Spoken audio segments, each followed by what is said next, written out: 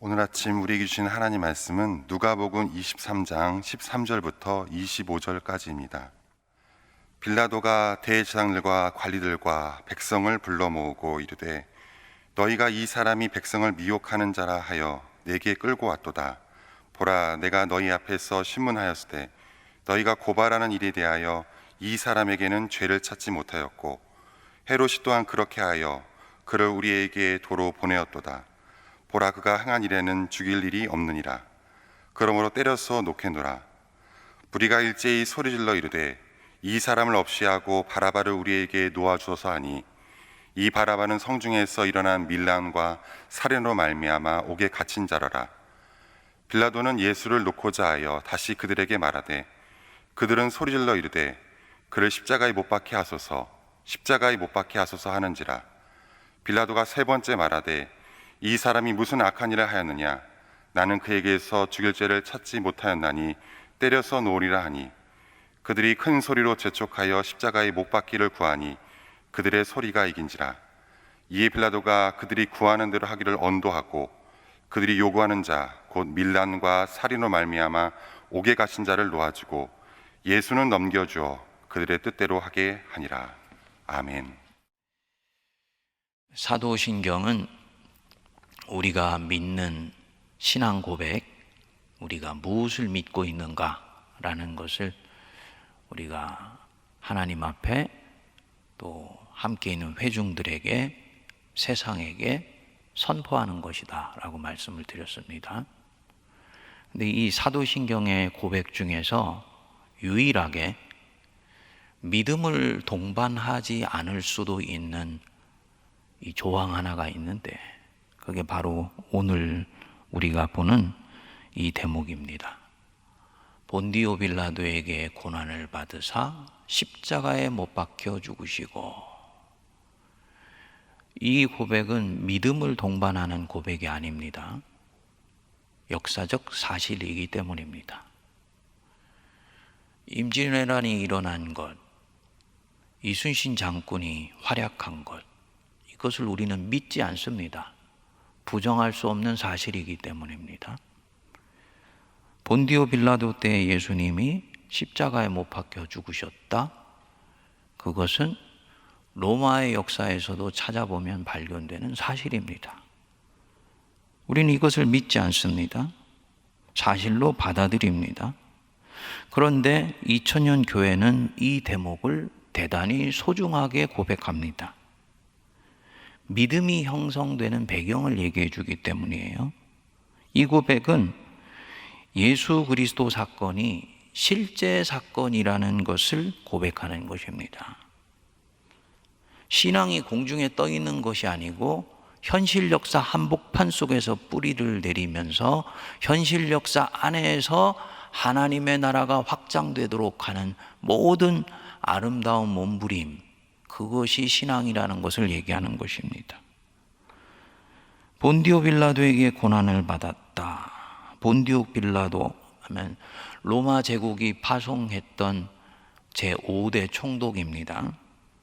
주후 26년에서 36년까지 10년 동안 시리아의 총독으로 파송이 됩니다. 당시 유대가 이 시리아의 관할권 안에 있었기 때문에 자연히 빌라도는 유대를 관할한 총독이 되었습니다. 바로 그 사람이 직접 관할한 사건으로 예수 사건이 있었고 그 사람에 의해서 단죄되었다. 그것을 나는 고백한다. 예수 그리스도 사건이 즉 동정녀에게서 나시고 유대 지방에서 사시고 죽으시고 부활하신 이 사건이 공허하게 지어낸 이야기가 아니고 현실 역사 한복판에서 그 역사의 특정한 시점에서 실제로 일어났던 일이라는 것을 고백하는 것입니다. 바로 이 대목의 의미입니다.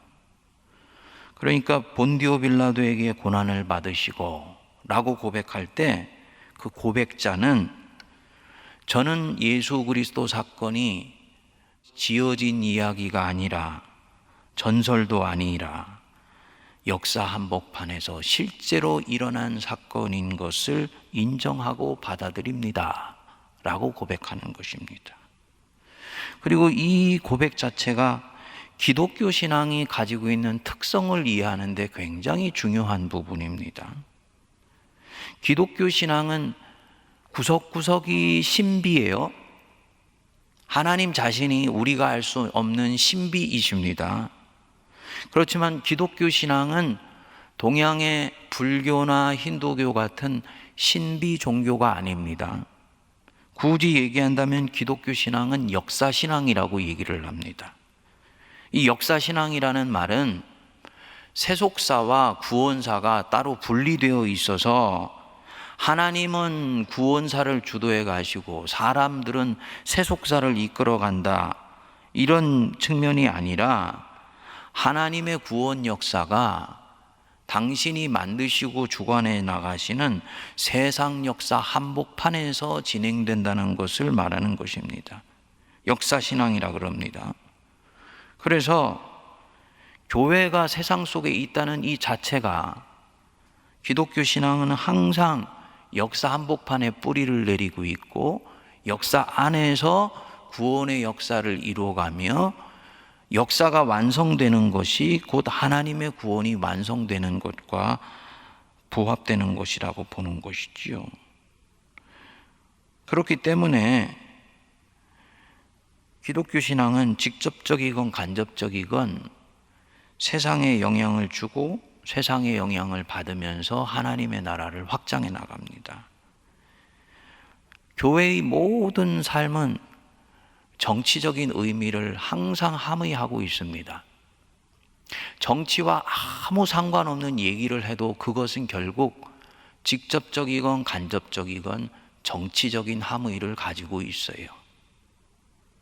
이때까지 2000년 기독교 역사상에서 정치와 상관이 없었던 교회의 삶을 살았던 그런 사람들이나 사제들이나 성도들은 한 사람도 없었습니다. 왜냐하면 교회는 역사 한복판에 있기 때문입니다. 그래서 항상 사회적이고 정치적인 의미를 가지고 있습니다.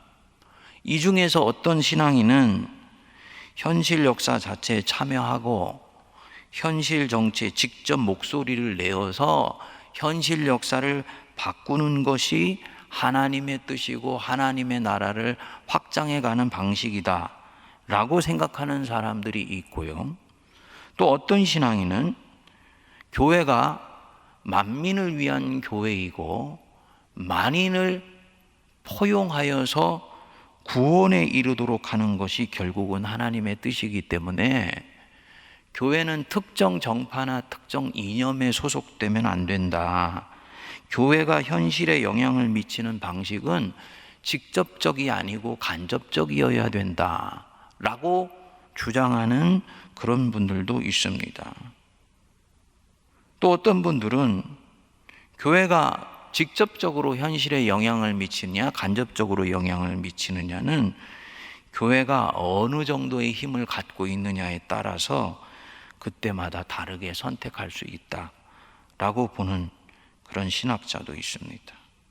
어쨌든 본디오 빌라도에게 고난을 받으셨다, 이 말은 실제로 세상 역사 한복판에서 하나님의 일은 진행되었다. 그래서 나도 세상이 더럽다 하여서 피하지 않고 세상이 추하다 하여서 외면하지 않고 도망하지 않으며 예수 그리스도께서 단죄 받으신 그 자리에서 기꺼이 주님과 동행하겠다는 삶을 다짐하는 것입니다. 그런데 우리가 이 대목을 고백할 때마다 여전히 씻겨지지 않는 의문점이 한 가지 있지요. 본디오 빌라도에 대한 것입니다. 본디오 빌라도에게 고난을 받아 빌라도가 최종적으로 예수님을 십자가 사형에 넘겨준 것은 사실이지만 빌라도가 마치 예수님의 죽음에 모든 책임이 있는 것처럼 그렇게 고백하는 것은 좀 과한 것 아니냐, 이런 생각이 떠오릅니다.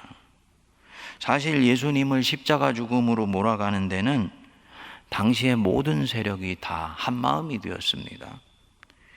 예수님이 이 땅에 오시기 전에는 서로 대적하던 사람들, 유대인과 로마인들, 바리새인들 같은 종교적 이상주의자와 사두개인 같은 종교적 현실주의자들, 열심당 같은 무혈폭력 민족주의자들과 헤롯당 같은 친로마주의자들, 제사장과 무리들, 이 모든 세력이 예수님을 십자가로 몰고 가는 데는 한마음이 되었습니다.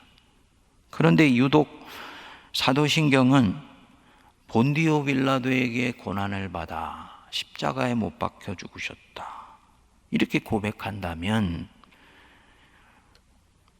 사도들이 이 대목을 고백하라 할 때 빌라도만을 말하는 것은 아니라는 것이거든요.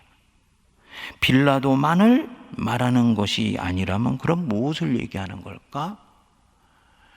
예수님 앞에 마지막에 섰던 이 빌라도라는 사람으로 대표되는 어떤 삶의 방식이 결국 예수님을 십자가에 못 박게 했다는 거지요.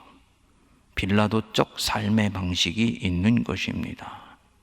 이 빌라도적 삶의 방식이 이 땅에 오신 하나님의 아들을 구주로 받아들이기는커녕 고난받게 하고 죽음으로 몰고 갔다라는 뜻입니다. 빌라도는 유대 총독 중에서는 유일하게 실제 살아계신 예수님을 대면해 보았던 사람입니다. 축복이죠. 하나님의 아들을 대면했으니까. 그리고 그는 예수님이 지금 제사장들에 의해서 고발을 당하고 있지만 예수님이 죄가 없는 자라는 것을 알고 있었습니다. 예수님의 죄목이 민중성동죄였습니다. 종교적 죄가 아니고 정치적 죄로 고발을 했어요. 자칭 왕이라 하면서 민중을 선동하여서 로마에 저항했다라는 것이 예수님의 죄목이었습니다. 그리고 빌라도가 전후 사실을 샅샅이 살펴볼 때는 이것은 명백히 거짓이다라는 것을 빌라도는 알고 있었습니다. 그래서 오늘 읽은 본문 말씀 누가복음 23장 22절에도 뒷부분에 보면 나는 그에게서 죽일 죄를 찾지 못하였으니 때려서 놓으리라, 몇 대 태장을 치고 놓아주겠다라는 뜻이지요. 그러니까 굳이 예수님이 지은 죄가 있다기보다는 사실은 예수를 고발한 자들이 무고죄를 지금 짓고 있다는 것을 이 빌라도는 압니다. 그런데 어떻게 합니까? 결국은 25절에 보면 그들이 요구하는 자 곧 밀랑과 살인으로 말미암아 옥에 갇힌 자를 놓아주고 예수는 넘겨주어 그들의 뜻대로 하게 한지라. 근데 의미 있는 구절이 23절에 있어요. 그들이 큰 소리로 재촉하여 십자가에 못 박기를 구하니 그들의 소리가 이긴지라. 그들의 소리가 빌라도 안에 있었던 진실을 이겼다. 군중 속에서 파묻혀서 전달되는 죄와 욕망의 덩어리가 내가 생각하는 진실을 결국은 이겼다, 그 뜻입니다. 이 빌라도는 자신의 권력을 유지하려고 진실에 지금 고개를 돌리고 있는 거지요. 그리고 죄와 야합을 하게 됩니다. 결국은 예수를 대면했지만 예수를 부정하는 것입니다. 저는 이것을 빌라도적 삶의 방식이라고 얘기를 하고 싶습니다. 자신의 욕망을 놓지 않으려고 지금 내가 가고 선택하고 있는 이 걸음이 죄악이라는 것을 뻔히 알면서도 그 길을 고집스럽게 추구해 나가는 삶의 방식. 그래서 예수를 만났지만 예수를 영접하지 않고 예수를 거부하는 선택을 하는 것입니다. 하나님은 살아계셔요. 다 보시고 계시고 다 알고 계십니다. 우리 속을 아시는 분이십니다. 무지한 자에게는 책망하지 않습니다. 1달란트를 당신이 주신 자에게는 많은 것을 요구하시지 않습니다. 하지만 빌라도 같이 5달란트를 받은 자, 혹은 2달란트를 받은 자는 다르지요. 무지한 자에게는 그 어리석음을 불쌍히 여겨주십니다. 반면에 바리새인들이나 제사장들, 그들은 알고 있는 자들이에요. 빌라도는 정치적으로 세상 지혜로 알고 있고 바리새인들이나 제사장들은 종교적으로 알고 있습니다. 그런데 예수를 팔아넘기는 거예요. 악하지만 불쌍한 자들, 민중이나 대중이나 무리들에 대해서는 하나님이 모르기 때문에 책망하지 않습니다. 빌라도 같은 사람, 무엇이 옳고 무엇이 그른지 그는 지금 압니다. 예수가 죄가 없다는 것을 알아요. 그런데 살기 위해서, 보신을 위해서, 자기 욕망과 안전을 위해서 죄악에 눈을 감습니다. 그리고 이것은 예수를 팔아넘기는 거예요. 세상에서는 그것을 가지고 지혜라고 하지만 신앙에서는 하나님에게서 고개를 돌리고 자신의 양심을 팔고 있다고 얘기를 하는 것입니다. 저는 굉장히 중요한 부분이라고 생각을 합니다. 성도님들도 아시는 대로 저는 신학을 했습니다. MDB만 공부한 것이 아니고 THM과 PhD까지를 공부를 했어요. 그 레슈메를 위해서나 스펙을 쌓기 위한 것이 아니었습니다. 어떤 한 목회자가 공부를 파고 들어갔다. 그 얘기는 무엇이 진리이고 무엇이 비진리인지에 대해서 좀 더 명료한 인식을 갖게 되었을 가능성이 대단히 높다는 것을 말을 합니다. 그리고 그렇게 공부한 사람은 하나님이 보실 때는 다른 목회자들에 비해서 빌라도가 섰던 이 자리 위에 더 예리하게 서 있다라는 것을 말을 하는 것이죠. 무지하기 때문에 잘못 선택할 가능성보다는 알고 있으면서도 살아남기 위해서 선택해 갈 가능성이 대단히 높은 것입니다. 이런 부분에 있어서 저는 주님이 저에 대해서는 더 많은 것을, 진리를 추구하는 부분에 있어서 요청하시고 있다고 봅니다. 저뿐만 아니고 성도님들 중에서 옳고 그름에 대해서 민감한 부분들을 바르게 깨칠 수 있도록 트레이닝을 받은 모든 분들은 다 동일한 부분입니다. 그런데 세상을 보면 내가 가지고 있는 이 진리의 예민함이나 민감함들이 보신을 위해서, 살아남기 위해서, 내 욕망과 안전을 위해서 아무렇지도 않게 취급을 받고 오히려 자기가 배운 이 진리에 대한 확신을 자기 자신의 욕망을 채우는 데 사용하고 있다. 그는 빌라도적 삶의 방식을 선택해 가고 있는 거예요. 5달란트 받았지만 그 5달란트를 잘못된 데 사용하고 있는 것이죠. 하나님이 아주 속상해 하시고 하나님이 아주 안타까워 하십니다. 양심을 팔아넘기고 있기 때문일지도 모릅니다. 그러니까 우리가 본디오 빌라도에게 고난을 받아 십자가에 못 박혀 죽으시고 이 고백을 내가 할 때마다 하나님, 나는 내 영혼의 진실을 귀담아 듣겠습니다. 옳고 그른 것이 무엇인지 알지 못할 때는 모르지만 무엇이 진리이고 무엇이 진리가 아닌지를 알았다면 나는 빌라도 같은 삶의 방식을 택해 가지 않고 내 영혼의 진실에 귀를 기울이며 양심을 따라 반응하겠습니다 라고 고백하고 있는 것입니다. 굉장히 소중한 고백이라고 할 수가 있겠죠. 결국 이 유대 교회사가 요세푸스에 의하면 빌라도는 예수님을 처형하고 난 뒤에 아내와 함께 자살을 했다 그럽니다. 그에 관한 전설이 있어요. 이명수 목사님이 쓰신 사도신경 강에 이 대목이 소개되어 있더라고요. 빌라도가 예수의 죽음을 확인한 이후에 양심의 가책을 느끼면서 기도했다 그럽니다. 하나님, 저와 제 아내 프로클라를 사악한 유대인들의 숫자에 넣어 계수하지 말아 주십시오. 그때 하늘로부터 음성이 들렸습니다.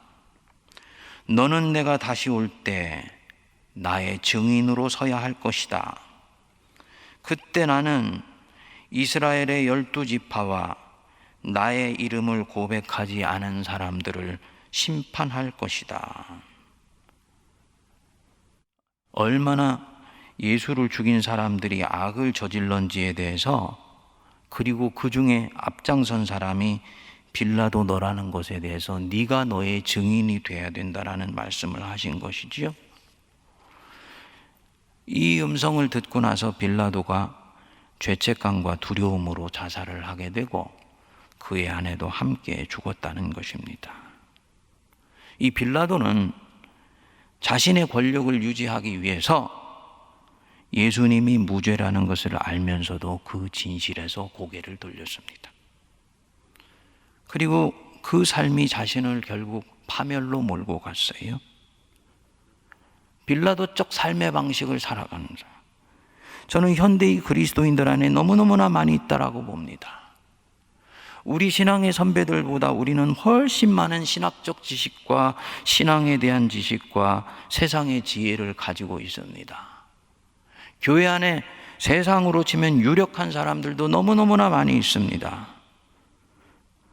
저를 포함해서 그런 모든 분들은 사실은 대제사장이고 바리새인이고 사두개인이며 그로 대표되는 빌라도 같은 그런 권자와 권력과 힘을 가지고 있을 수 있는 사람이라고 볼 수 있는 것이지요.